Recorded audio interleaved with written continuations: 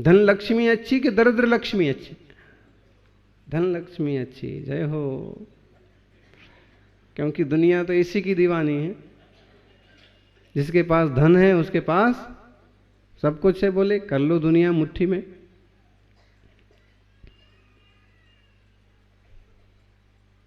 देवताओं में ऐसे ही चर्चा होने लगी।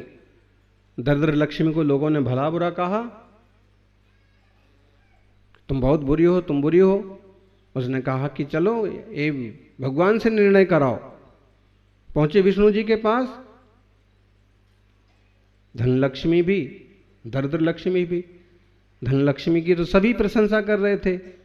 अच्छी कौन? धन लक्ष्मी। और बुरी कौन? दरिद्र लक्ष्मी। दरिद्रता तो सबको ही बुरी लगती है, और सच में दरिद्रता से बढ़ के संसार का कोई दूसरा दुख नहीं। कुछ भी करना चाहो तो भी नहीं कर पाओ। लेकिन विष्णु जी के सामने जब आया विषय, दोनों ने अपनी अपनी बात रखी। फैसला करना था विष्णु जी। उनने कहा कि देखो, सामने पीपल का पेड़ है, आप दोनों कौन अच्छी है कौन अच्छी नहीं है इसका निर्णय अब भी हो जाएगा। दोनों जाओ और पीपल के पेड़ को छू करके आओ। पीपल के पेड़ को छू करके आओ। पीपल को कई लोग बड़ा प्रशस्त मानते हैं। हाँ, पीपल का पत्ता भी कई बार लक्ष्मी का प्रतीक तक माना जाता है।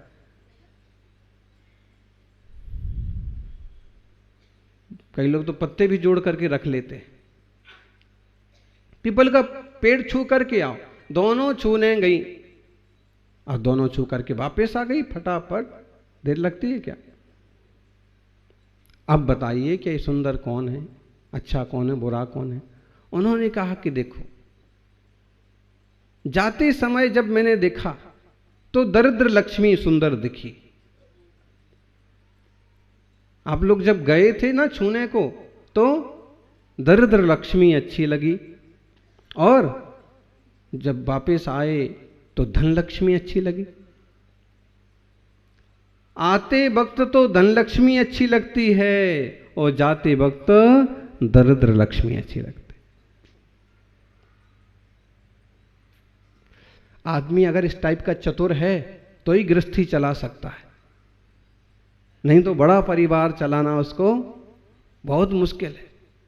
कभी माँ नाराज हो गई तो माँ को कैसे मनाना, और पत्नी नाराज हो गई तो, और बहनें नाराज हो गई तो, और ननद नाराज हो गई, और उसमें भी अगर आपस में स्पर्धा पड़ जाए फिर तो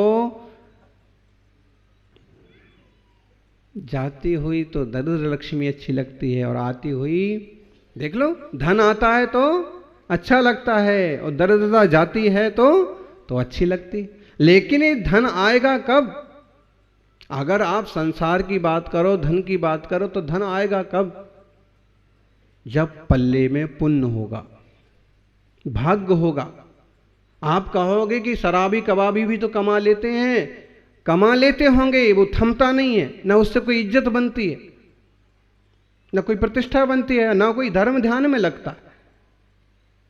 चोरी का धन मुरी में। दरिद्रता जाएगी कब? जब पुण्य होगा।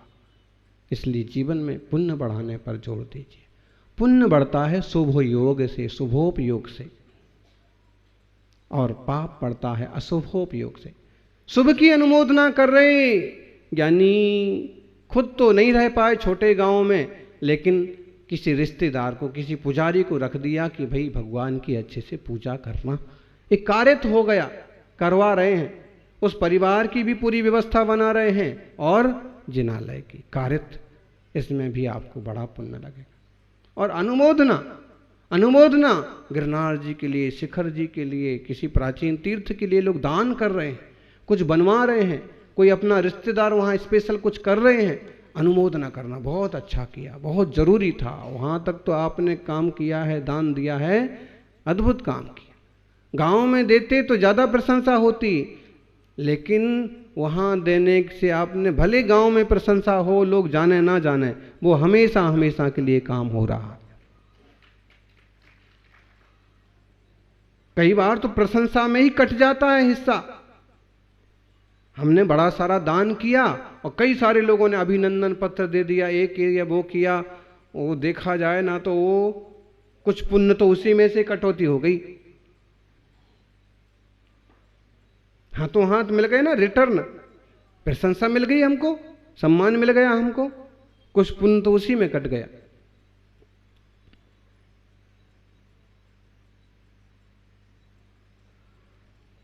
ध्यान देना, आहार दान करते हैं, उदयपुर की बात है, जो कि श्रावकों में परिपाटी चलती है, लेकिन उस श्रावकों की सम्मान की बात आई तो एक श्रावक मंच पर ही नहीं आया। उसने कहा कि नहीं, आहार दान चौका संबंधी लोगों का सम्मान हो रहा, मैं इस पर नहीं, मैं जो मेरा यदि सम्मान कर दिया लोगों ने तो मेरा तो उसमें से पुण्य कट गया। मैंने जो कुछ दान किया उसमें से मेरा कुछ पुण्य कटेगा। ये सम्मान मिल रहा, मुफ्त में नहीं मिल रहा। सम्मान मिले, धन मिले, वैभव मिले, प्रतिष्ठा मिले, सब में पुण्य खर्च होता है और उसी निमित्त में से उसी में से मैंने अपना सम्मान और करवा लिया तो मेरा पुण्य उसमें से कटेगा, इसलिए मेरे को सम्मान नहीं करना। गुरु के चरण पड़ गए, उससे बड़ा कोई दूसरा सम्मान नहीं होता। कई सारे लोग हैं वो सम्मान से बचते हैं, मुंह से लोग प्रशंसा कर लें उसका तो किसी का मुंह नहीं पकड़ सकते भैया, और प्रशंसा कोई कर रहा है तो इसमें बुरी बात भी क्या है, लेकिन वो सम्मान के लिए आगे आगे नहीं आएंगे, हमारा उसमें भी पुण्य कटता है। सोच है और सही भी है ये। तो और अनुमोदना कर रहे हैं, पावापुर बना रहे हैं, अनुमोदना कर रहे हैं लोग। कितने भी लोग आते हैं, सबको लगता है हाँ बहुत अच्छा हो रहा। तो कृत कारित अनुमोदन, समरंभ समारंभ आरंभ। समरंभ का मतलब शुरुआत करना। कैसे? पहले तो मानसिक शुरुआत होगी ना, पहले मन में आएगा हमें ऐसा बड़ा सारा जिनालय बनाना, हमें ऐसा बड़ा सारा पंचकल्याणक करना, हमें शांतिनाथ भगवान की प्रतिष्ठा अच्छे से करना। ये सब कहाँ से शुरू होगा? पहले तो मन में, बातों में आएगा, पहले समाज में चर्चा का विषय बनेगा, फिर समारंभ होगा, समारंभ। फिर कहते हैं जब करना ही है तो व्यवस्थाएं जुटाओ भाई, कमेटी बनाओ, अध्यक्ष बनाओ, सौधर्मेंद्र बनाओ, वो सब चालू हो गया। क्या हो गया? समारंभ। किसी भी चीज के लिए ये उदाहरण अपन भोजन पर भी लगा सकते हैं। भोजन बनाना है, गुरु पधारे हैं, चौका लगाना है, तो पहले समारंभ, समारंभ, फिर आरंभ। अमुक तिथियां आ गई और कार्यक्रम प्रारंभ हो गया, मुनि संघ पधारा और पड़गाहन चालू हो गया। समारंभ, समारंभ, आरंभ। संरंभ में साधन नहीं है, अभी सिर्फ सोच है, भावनाएं हैं, लेकिन समारंभ में साधन आ गए और आरंभ में तो चालू हो गया। कृत खुद ही करना, कारित और लोगों से करवाना, आप ही करना, आप ही करना है। ऐसा वो कर देना कुछ लोग, चौका लगाया और मोहल्ले वाली सारी महिलाओं को इकट्ठा कर लेंगे।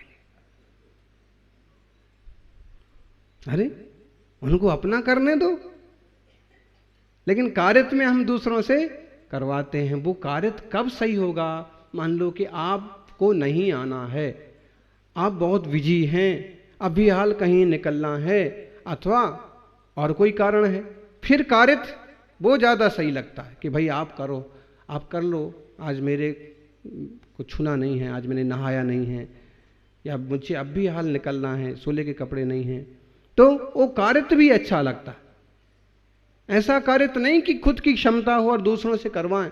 और अनुमोदना भी उनकी सच्ची अनुमोदना है जो कृत और कारित नहीं कर सकते। कई भोले भाले श्रावक कहो कहने लगते हैं महाराज जी हम तो अनुमोदना कर लेते, पूजा की, अभिषेक की हम तो हाथ जोड़ के अनुमोदना कर लेते हैं। उनसे पूछना कभी कि अनुमोदना क्यों करते हो? क्या तुम लंगड़े हो? नहीं, लंगड़ी तो नहीं। क्या तुम काने हो? मैं काना भी नहीं हूँ। भेंडे हो? वैसा भी नहीं हूँ। क्या तुम्हें कोई बीमारी है? क्या सफ़ेद दाग हैं? नहीं, कुछ नहीं। तो फिर क्यों अनुमोदना करते हो? शास्त्र में लिखा है अनुमोदना। ये अनुमोदना नहीं जमेगी। हैं? क्या तुम्हारा कोई जाति विजाति का चक्कर है? क्या समाज से बहिष्कृत हो? क्या कोई गलतियां हैं? नहीं। अरे अच्छे खासे हट्टे कट्टे स्वस्थ हो, समझदार हो, तो अनुमोदना नहीं चलेगी। फिर तो अनुमोदना तब चलेगी जब 10 दिन का सूतक लगा है, 13 दिन का पातक लगा है, तब चल सकती है कि भाई अब मुझे तो श्री जी को छूना नहीं है, तो बाहर से दर्शन करके अभिषेक अनुमोदना करता हूं। नहीं तो अनुमोदना तो उनकी चलेगी कि जिन्हें उस बात का ज्ञान नहीं है, जिन्हें चौके में जाने को नहीं मिलता है, जिन्हें गर्भगृह में जाने की आज्ञा नहीं है, वो अनुमोदना करेंगे। कितने सारे लोग होते हैं जो अनुमोदना करते हैं अभिषेक की, पूजा की, दान की। क्यों? क्योंकि वो क्रिया नहीं कर सकते।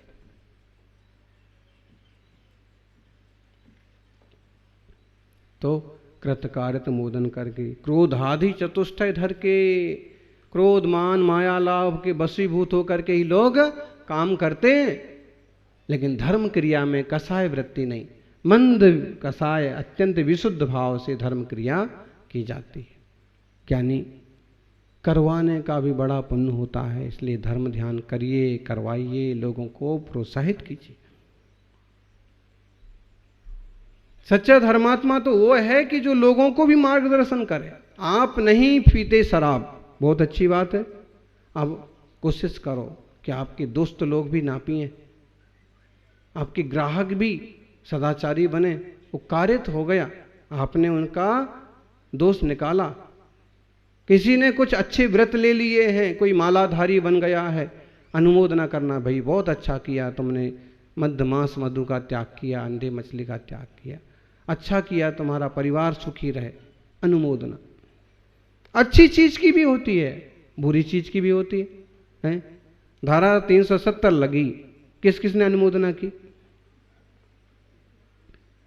जब लगी थी तब भी कुछ लोग अनुमोदना करने वाले थे, और जब हटी तो तुमने अनुमोदना की?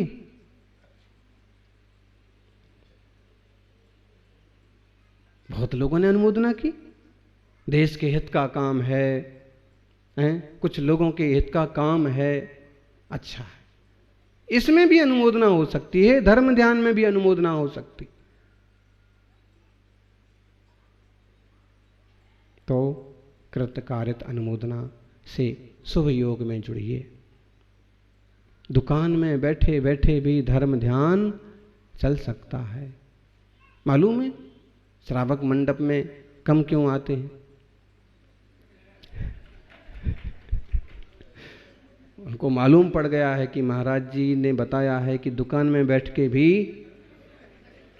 धर्म ध्यान हो सकता है।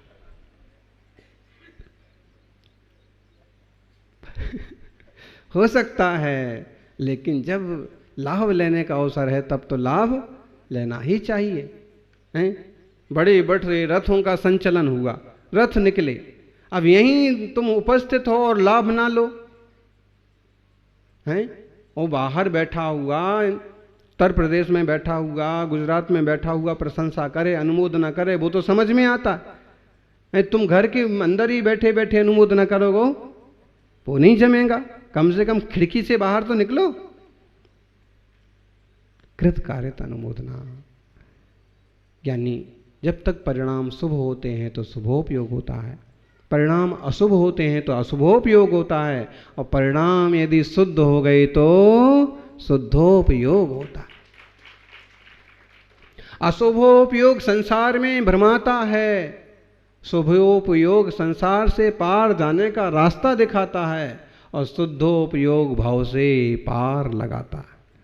इस जिनवाणी का प्रवचन सार में कहा, सोह परिणामो पुण्यम असुहो पावंति भणतमण्डेषु परिणामानन्नगदम दुख क्षय कारणम समय। अनन्यगत परिणाम है, आत्मदृष्टि वाले परिणाम है। तो उन शुद्ध परिणामों से जीव कर्मों का, दुखों का क्षय कर डालता। जानना इस तत्व को, चूकना नहीं। अध्यप सारों में 56 नंबर की गाथा है, बहुत महत्वपूर्ण है।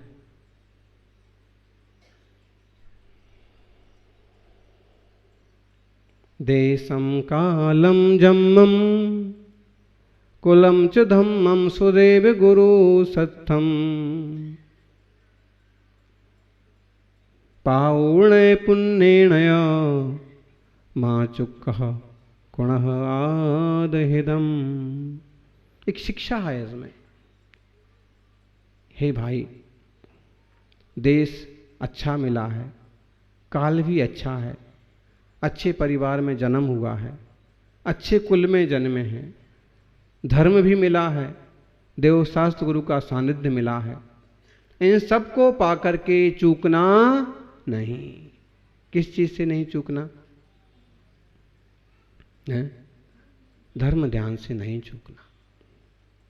बड़ा मंडप भी बनाया है, बड़ा मंच भी लगा है, जिन प्रतिमा भी विराजित है, मुनि संघ भी विराजित है, माइक भी लगा है, प्रवचन भी हो रहा है, संगीत भी बज रहा है, तो फिर चूकना नहीं।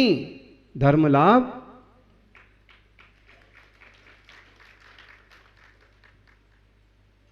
जानिए, ये तो बहती गंगा है। बहती गंगा में चाहे हाथ धो लो और चाहे नहा धो लो, क्या करना है? नहा धो लो। भारत जैसा देश सबको सुलभ नहीं है। यहां तो जन्म से ही मालूम है कि हिंसा क्या है, अहिंसा क्या है। बाकी आप अरबस्तान में चले जाओ, कोई हिंसा अहिंसा की तो बात ही नहीं समझेगा। जो कर्म करते हैं सो करते। अफ्रीकन लोग ना कुत्ते भी मार के खा जाते, और चीनी लोग भी कुछ भी खा जाते हैं। हाँ, कुछ देशों में तो इतना बाहियात किस्म का आचार विचार हो गया कि मनुष्यों तक को भी मार के खा जाते हैं। राक्षसी प्रवृत्ति।